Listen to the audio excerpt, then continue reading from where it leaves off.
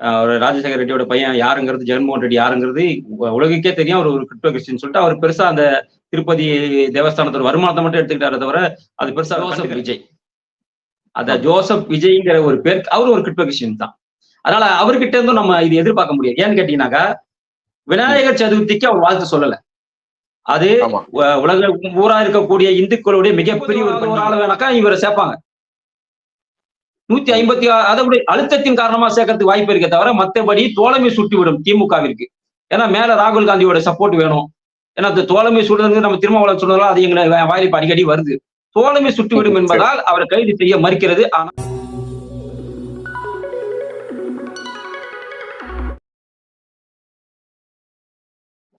மகிழ்ந்த நேயர்களுக்கு வணக்கம். இன்று நம்மிடையே பாரதிய ஜனதா கட்சியினுடைய மாநில பேச்சாளர் திரு ஃபயர் சதீஷ் அவர்கள் நம்மிடையே இணைந்திருக்கிறார். உங்கள் சார்பாக அவரை வரவேற்போம். வணக்கம் சார்.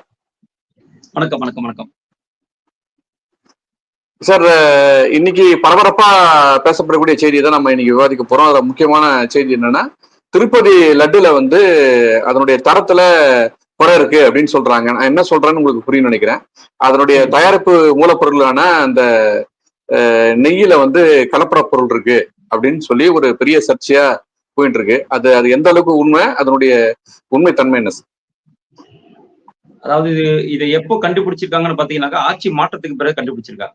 இதுக்கு முன்னாடி அங்க யார் இருந்தாங்கன்னு உங்களுக்கு தெரியும். அவர் ஒரு கிரிப்டோ கிறிஸ்டியன், அது எல்லாருக்குமே தெரியும். ஒரு ராஜசேகர ரெட்டியோட பையன் யாருங்கிறது, ஜெகன்மோகன் ரெட்டி யாருங்கிறது உலகுக்கே தெரியும். அவர் ஒரு கிரிப்டோ கிறிஸ்டின் சொல்லிட்டு அவர் பெருசா அந்த திருப்பதி தேவஸ்தானத்தோட வருமானத்தை மட்டும் எடுத்துக்கிட்டாரே தவிர அது பெருசா அவர் கண்டுக்கல. அப்படி இருக்கும்போது இப்ப கூட அது என்ன சொல்றாங்கன்னா, கடைசியா அனுப்புன, அதாவது கான்ட்ராக்டர் மாத்திருக்கிறாங்க. இந்த கடைசியா அனுப்புன 4 கண்டெய்னர் லாரியில வந்த நெய்ல மட்டும்தான் அந்த கலப்படம் இருந்திருக்கு. இதுக்கு முன்னாடி கொடுத்தவங்க அந்த அந்த அந்த கலப்படம் இல்லைன்னு சொல்லியிருக்காங்க. இந்த கலப்படம் அதுல அந்த மாட்டு கொழுப்பு கலந்திருக்கா இல்ல பன்றி கொழுப்பு கலந்திருக்கான்றது 2வது பட்சம்.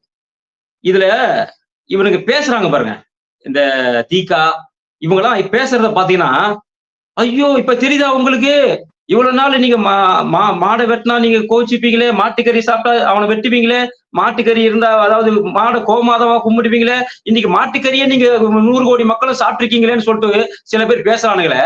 நான் கேக்குறேன், இப்படி பேசுற இவங்க ரமலான் காலத்துல நோன்பு கஞ்சில யாராவது பன்றியோட கொழுப்பை கலந்துட்டா இப்படிதான் பேசுவாங்களா? இந்த திமுக இங்க இருக்கிற பேச்சாளர்கள், 2ஆம் கட்ட பேச்சாளர்கள், முதல் கட்ட பேச்சாளர்கள்லாம் இப்படிதான் பேசுவாங்களா? அது பாவம் கிடையாதா? அது எந்த மதத்துல நடந்தாலும் அது பாவம் தாங்க. அது இஸ்லாத்துல நடந்தாலும் சரி, நீங்க இந்து மதத்துல நடந்தாலும் சரி, எந்த மதத்துல அவன் ஒரு நம்பிக்கையோட ஒரு பிரசாதத்தை சாப்பிடும் போது அந்த பிரசாதத்துல அவனுக்கு அவனுக்கு பிடிக்காத ஒரு பொருள் அதுல கலந்திருக்குன்னு சொன்னா, அவன் தெய்வத்திற்கு விரோதமான ஒரு பொருள் கலந்திருக்குன்னு சொன்னா அது உண்மையிலேயே மிகப்பெரிய குற்றம். அந்த குற்றத்துக்கு என்ன நடவடிக்கை எடுக்கலாங்கிறத விசாரிக்கிறதை விட்டுட்டு, நம்ம கோவில்ல அது மாதிரி நடக்காம இருக்கிறதுக்கு என்ன பண்ணலாங்கிறத விட்டுட்டு இப்படி கிண்டல் பண்ணி பேசுறானுங்களே. இவங்க எல்லாம் எந்த கதியில இவங்க எல்லாம் இறப்பாங்கன்னு எனக்கு தெரியல. ஏன்னா ஏற்கனவே இப்படி இந்து தெய்வத்தை, இந்து கலாச்சாரத்தை ரொம்ப கொச்சையா பேசினவங்களா கடைசியில மூத்திரவாளியை கையில பிடிச்சிட்டு இறந்தாங்க. இதெல்லாம் வரலாறு. அப்படி இருக்கும்போது இப்படி பேசுறவங்களாம் எந்த கதியில அவனுடைய சாவு இருக்குங்கிறதெல்லாம் உண்மையிலே சொல்றான், அந்த பகவானுக்கு தான் வெளிச்சம். அதனால இதை ஒரு பேசும் பொருள் ஆக்கவே வேண்டாங்கிறது என்னுடைய கருத்து. ஏன்னு கேட்டீங்கன்னா, இது உண்மையிலேயே துரதிருஷ்டவசமான ஒரு சம்பவம்.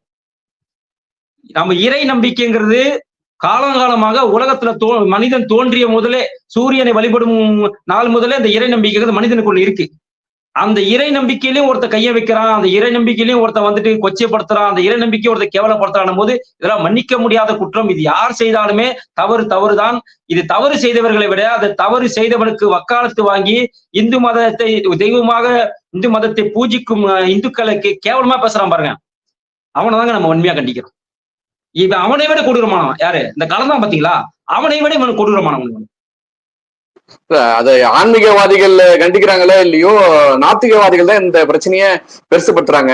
கலந்துட்டாங்களே, நீங்க இதை சாப்பிட்டீங்களேன்னு சொல்லிட்டு நமக்காக அவங்க வருத்தப்படுற மாதிரி இந்த பிரச்சனையை பெருசாக்குறாங்களே.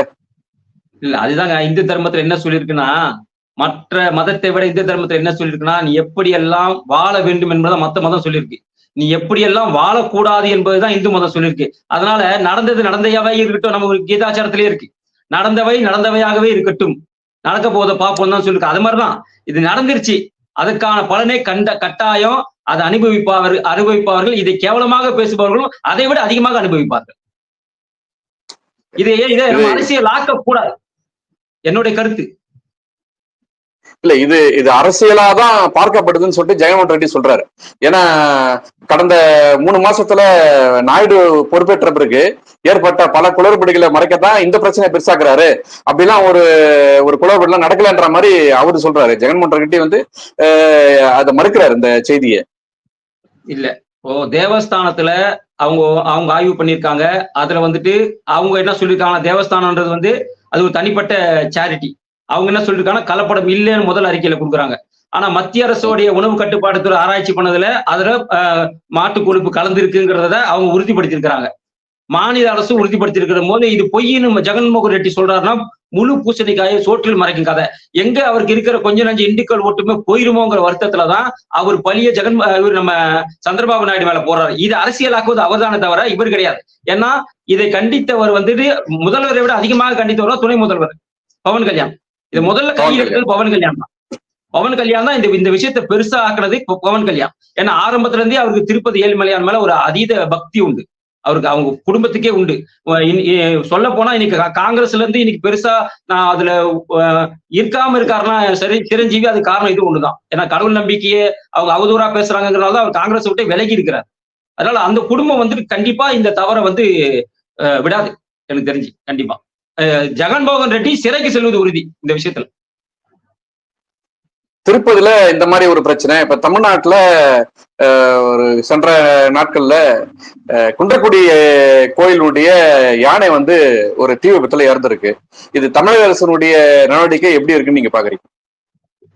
இல்ல, தமிழக அரசை பொறுத்த வரைக்கும் எல்லாருக்கும் தெரிஞ்ச விஷயம் தாங்க. தமிழக அரசு என்ன பண்ணுதுன்னா, கோவிலுடைய வருமானத்தை எடுத்து கோவிலுக்கு சம்பந்தமில்லாத ஆட்களுக்கு செலவு செய்யறதுக்கும், அவங்களுக்கு சொகுசு கார்ல போறதுக்கும், சொகுசு கார்ல வர்றதுக்கும், அவங்களுக்கு பங்களா கட்டி கொடுக்கறதுக்கும் இதுக்குதான் பயன்படுத்துதே தவிர பெரிதாக ஒன்றும் இந்த கவர்மெண்ட் இந்து அறநிலையத்துறை எதுவுமே செய்யல.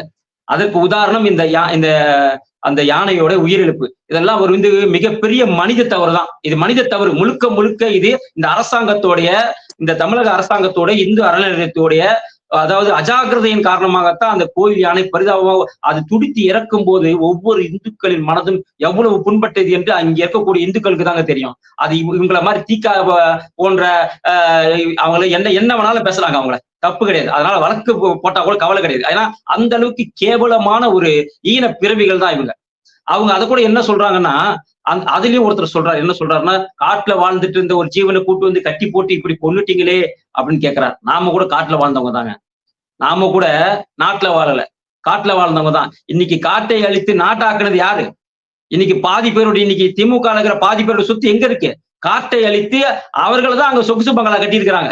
யானை வழித்தடத்துல இன்னைக்கு நிறைய பேர் இன்னைக்கு ஹோட்டல் ரெசார்ட் எல்லாம் வச்சிருக்கிறான்னு சொன்னா அது யாரோட இது? எல்லாமே திமுக கூட இருக்கக்கூடிய பினாமிகளோட இது, திமுக இருக்கக்கூடிய அமைச்சர்களோட இது. அவங்களதான் இன்னைக்கு கட்டி வச்சிருக்காங்க. அதிமுக கொடநாட்டுல அன்னைக்கு அவ்வளவு பெரிய எஸ்டேட் எப்படிங்க வருது? அது ஒரு காடு தானங்க. இதெல்லாம் யானை வழித்தடம் தானே. இந்த யானை வழித்தடத்தை மறித்து இவங்க இப்படி பேசுறவங்க, இந்த யானையை நம்ம தெய்வமா கும்பிடுறோம், அதை நம்ம ஒரு கோயிலோட வாகனமா பயன்படுத்துறோம், அதை பத்தி பேசுறது தகுதி இல்லாதவங்க இவங்க. யானை வழித்தடத்தை மறித்து யானைகள் உணவு சாப்பிடறதுக்கும் அது குட்டியின்றுவதற்கும் வழி இல்லாத அளவுக்கு செஞ்சது இந்த அரசாங்கம். இந்த 2 அரசாங்கம் தான் காட்டை அழித்து இன்னைக்கு அதை வந்துட்டு இன்னைக்கு வித்து இன்னைக்கு கூறு போட்டு ரியல் எஸ்டேட் ஆகியிருக்கிறாங்க. அப்படி இருக்கும்போது அவங்க எல்லாம் இந்த யானையை பத்தி பேசுறது தகுதி கிடையாது. என்ன தகுதி இருக்கு? என்ன தார்மீக பொறுப்பு இருக்கு? என்ன பாதுகாப்பு கொடுத்தீங்க? அந்த யானைக்கு என்ன பாதுகாப்பு கொடுத்தீங்க? இந்த ஒரு யானையோட உயிரிழப்பு தான் கடைசியாக இருக்க வேண்டும்.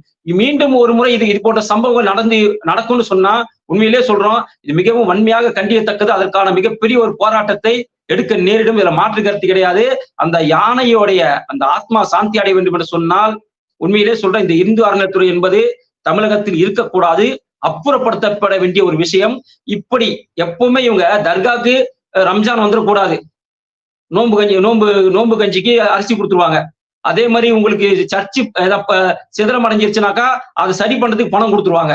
அதே மாதிரி மசூதி ஏதாவது சிதறம் அடைஞ்சுன்னா பணம் கொடுத்துருவாங்க. இந்த பணத்துல அவங்க எங்க இருந்து எடுத்து கொடுக்குறாங்க? இந்து அறநிலையத்துல கோடிக்கணக்கான பணம் கொட்டி கிடக்குதுங்க. ஒவ்வொரு கோவிலையும் ஏகப்பட்ட சொத்துக்கள் கிடைக்குது, தங்க நகைகள் கிடைக்குது. அதெல்லாம் இவங்க என்ன பண்றாங்க? இது வரைக்கும் வெள்ளை அறிக்கை வெளியிட்டு இருக்காங்களா? இந்து அறநிலையத்துக்கிட்ட இவ்வளவு தங்கம் இருக்கு, இவ்வளவு வெள்ளி இருக்கு, இவ்வளவு சொத்துக்கள் இருக்குன்னு இது வரைக்கும் வெள்ளை அறிக்கை வெளியிட்டு இருக்காங்களா? இப்போ ஒவ்வொரு நாளும் நீங்க பாருங்க, இந்து அறநிலையத்துறை சொத்துக்கள் மீட்கப்பட்டதுங்கிறான். யார்கிட்ட இருந்து மீட்கப்பட்டது? உங்க கிட்ட இருந்தா மீட்கப்படுது. அது திமுகவுடைய பினாமிகள் கிட்டயும் திமுகவுடைய அமைச்சர்கள் கிட்ட இருந்தா அது மீட்கப்படுது. நீங்க எடுத்து பாருங்களேன், அந்த ஹிஸ்டரி அவங்க போடுற பேர்லாம் எடுத்து பாருங்களேன். எல்லாம் திமுகவுடைய ஆளா இருக்கிறான், எல்லாம் திமுகவோட அமைச்சரோட பினாமியா இருக்கிறான். இவர்கள் கிட்ட இருந்து புடுங்குற சொத்து யாருடைய சொத்து? நம்மளுடைய சொத்துக்கள். நம்ம மூதாதையர்கள் நமது கோவிலுக்காக, நமது கோவில்கள் நல்லாக இருக்க வேண்டும் என்பதற்காக எழுதி வைத்த சொத்துக்களை இவங்க எப்படி இவங்களே ஆட்டையை போடுவாங்களாம், இவங்களே மீட்பாங்களாம்? என்ன இது நாடகம்? இதெல்லாம் மக்கள் என்ன கேட்கறதுக்கு என்ன அப்படியே முட்டாள் நினைச்சிட்டு இருக்காங்களா மக்கள்? இல்ல இனியும் முட்டாளாவே இருப்பாங்களா? இல்ல இதுக்கு இந்த நடுக்கை மையப்படுத்தி மத்த கோயில் இருக்கக்கூடிய யானைகளுக்கான ஒரு பாதுகாப்பை அவங்க உத்தரவாதம் பண்ணிருக்கலாம்ல, எதுவுமே செய்யலையே அதை பத்தி அவங்க. அது இல்ல இல்ல அது எப்படி செய்வாங்கன்னு நம்ம நீங்க நினைக்கிறீங்க? அவங்க தான் இந்துக்கள் என்றாலே ஒரு விரோதிகள் போலவும், இந்துக்கள் என்றாலே வெளிநாட்டவர் போலவும், இந்துக்கள் என்றாலே பகையாளி போலவும் பாக்குறாங்களா அவங்க?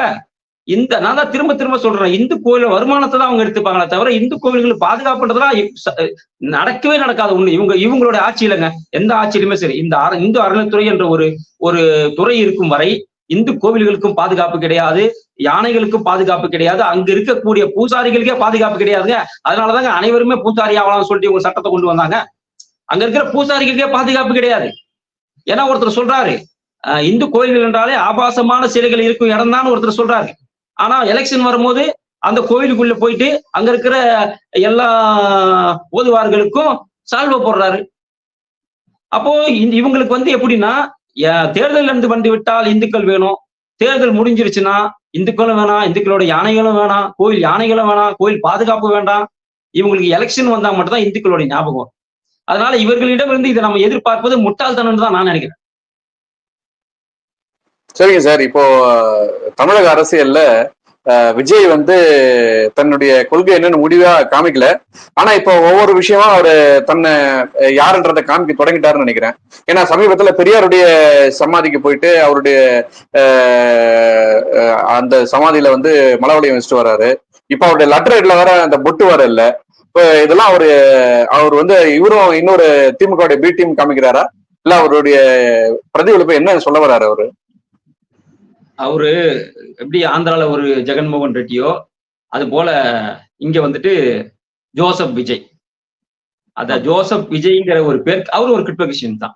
அதனால அவர்கிட்ட இருந்தும் நம்ம இது எதிர்பார்க்க முடியாது. ஏன்னு கேட்டீங்கன்னாக்கா, விநாயகர் சதுர்த்திக்கு அவர் வாழ்த்து சொல்லல. அது உலக ஊரா இருக்கக்கூடிய இந்துக்களுடைய மிகப்பெரிய ஒரு பண்டிகை. விநாயகர் என்பவர் இந்தியா இந்துக்களுடைய மூத்த கடவுள், உலகின் மூத்த கடவுள் அவர் தான். அவருடைய பண்டிகைக்கு இவர் வாழ்த்து சொல்லல.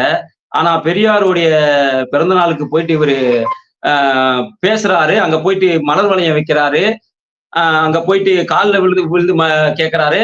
நான் என்ன கேட்கிறேன், பகுத்தறிவுன்னா இறந்தவர்களுக்கு நீ இதெல்லாம் செய்யணும்னு பெரியார் எதுவும் சொல்லி வச்சிருக்காரா? பகுத்தறிவு பகலவன் சொல்றீங்க பெரியார. பெரியார் என்னைக்காவது சொல்லியிருக்காரு? அவர் என்ன சொல்றாரு? சிலை வழிபாடே கூடாதுன்னு சொல்றாரு. அந்த சிலைக்கு போய் மாலையை போட்டு அந்த சிலைக்கு நீ பூவை தூவுறன்னு சொன்னாக்கா, அப்புறம் பெரியாரை மதிக்காத நீ பெரியாரை கும்பிட்டு என்னங்க பிரயோஜனம்? பெரியார் என்ன சொல்லிருக்காரு? சிலை வழிபாடு கூடாதுன்றாரு. ஆனா இன்னைக்கு தெரு தெரு அவர் சிலையை வச்சுதான் நீங்க வழிபடுறீங்க, இன்னைக்கு மாலை போடுறீங்க, மரியாதை செலுத்துறீங்க. அப்ப அவரே அவமதிக்கும் செயல் தானே இது. அது இல்லாம அவர் தெளிவா இருக்காருங்க விஜய். அவர் திமுகவை கபலீகரம் செய்ய வேண்டும். அவர் வேற யாருக்கு மேலே கண்ணு கிடையாது. உதயநிதி ஸ்டாலின் உண்டு இல்லாம பண்ணிடணும் அவரு. அதனாலதான் அவர் பி டீம் எல்லாம் கிடையாது, அவர் தான் ஏ டீமே.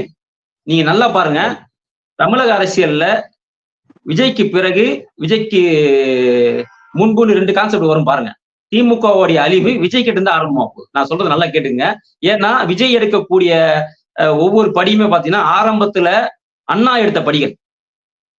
அண்ணா என்ன பண்ணாரு? ஸ்டார்டிங்ல பெரியார் விட்டு எதுக்கு வெளியே வராரு?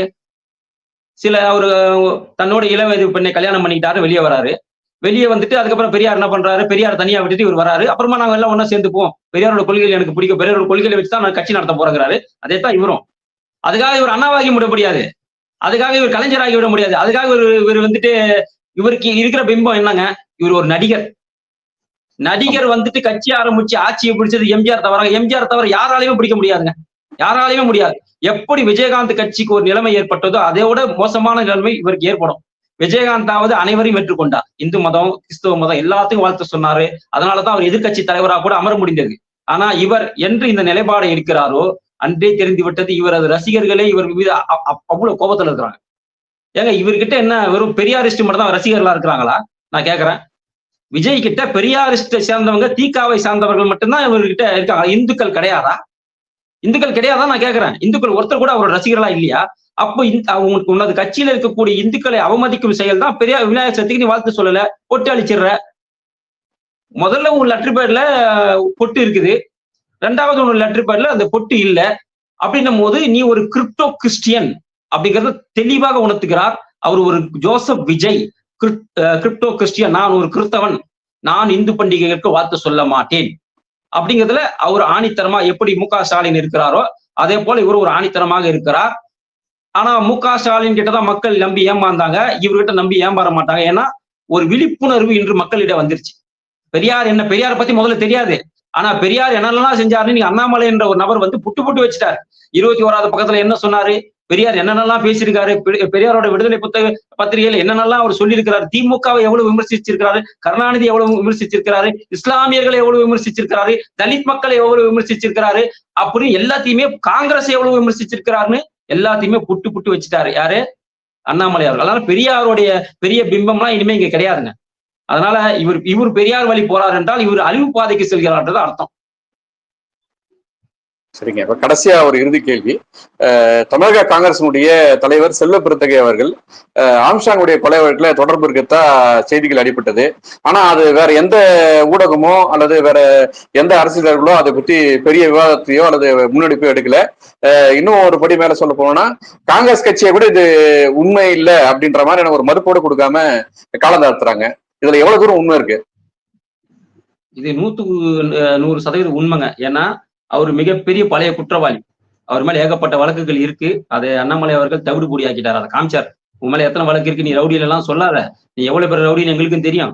உன்னுடைய ரவுடிசத்தை மறைக்கிறதுக்காக, உன்னோட ரவுடி வாழ்க்கையை மறைக்கிறதுக்காக நீ காங்கிரஸ் சேர்ந்து, அதுவும் காங்கிரஸ்னா ஒரு கட்சி கிடையாது, நீ பல கட்சி தாவி வந்த ஒரு தவளை என்று தெளிவாக சொல்லிவிட்டார். அதனால செல்வ பெருந்தகையை பொறுத்த வரைக்கும் மிகப்பெரிய ஒரு மாஃபியா, ரவுடி மாஃபியா. எல்லா கூடிய அவருக்கு தொடங்க. இப்ப இறந்தால காக்கா தோப்பு பாலாஜி, அவருக்கு கூட இவருக்கு நட்பு இருக்கு. சென்னையில் இருக்கக்கூடிய பிரபல ரவுடிகள் அனைவருக்கும் கூடவும் இவருக்கு மிகப்பெரிய ஒரு நட்பு இருக்குங்க. அதனால ஆம்ஸ்ட்ராங் கொலை வழக்குல தமிழக அரசு மிகப்பெரிய ஒரு குற்றச்சாட்டை பகுஜன் சமாஜ் கட்சியோட தேசிய பொதுச் செயலாளர் சொல்றாரு. இவர் மேல இத்தனை வழக்குகள் இருக்கு, இவர் இத்தனை கொலைகளுக்கு உடந்தையாக இருந்திருக்கிறார். யாரு? ஆம்ஸ்ட்ராங் அவர்கள் இத்தனை கொலை, அதாவது ஆம்ஸ்ட்ராங் கொலை உள்பட இன்னொரு 5-10 பேர் சொன்னார் தேசிய பொதுச் செயலாளர். அவர் என்ன சொல்றாருன்னா, இவ்வளவு கொலைக்கும் இவருக்கு தொடர்பு இருக்கு, ஆனா இது வரைக்கும் தமிழக அரசு ஏன் இவரை கைது செய்யவில்லை அப்படின்னு நாங்க கேட்கல, பிஜேபி கேட்கல, மற்ற எதிர்கட்சிகள் கேட்கல, பாதிக்கப்பட்ட அந்த கட்சியோட தேசிய பொதுச் செயலாளர் கேட்கிறாருன்னு சொன்னா, அப்படி இருந்தும் அவரை கைது செய்ய மறுக்கிறது. அப்பாவிகளை கைது செய்து குண்டர் சட்டத்தில் அடைக்கிறாங்க இன்னைக்கு. அதாவது எப்படி விடுதலை புலிகளுடைய ராஜீவ்காந்தி சாவுக்கு பேட்டரி வாங்கி கொடுத்தவனெல்லாம் தூக்கிட்டு போயிட்டு ஆயுள் தண்டனை கொடுத்தாங்களோ, அந்த மாதிரி தான் இதுவும்.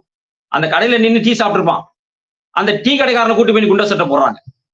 சம்பந்தம் இல்லாத, ஏன்னா இந்த வழக்கை சீக்கிரம் முடிக்கணும்னு நினைக்கிறாங்க. ஒருத்தன் ஒன்னாதாங்க அது கொலை கேஸ். பல பேர் சேர்ந்தாக்கா அது எப்படிங்க கொலை கேஸ் ஆகும்? அந்த கேஸ் எப்படி நிற்கும்? அது எத்தனை வருஷம் இழுத்துட்டு போகும்? ஒரு வாய்தாக்க நீ 150 பேர் கூட்டு வந்து நிக்க வைப்பீங்களா? ஒவ்வொரு வாய்தாக்க 150 பேர் கூட்டு வந்து நிக்க வைக்க முடியுமா உங்களால?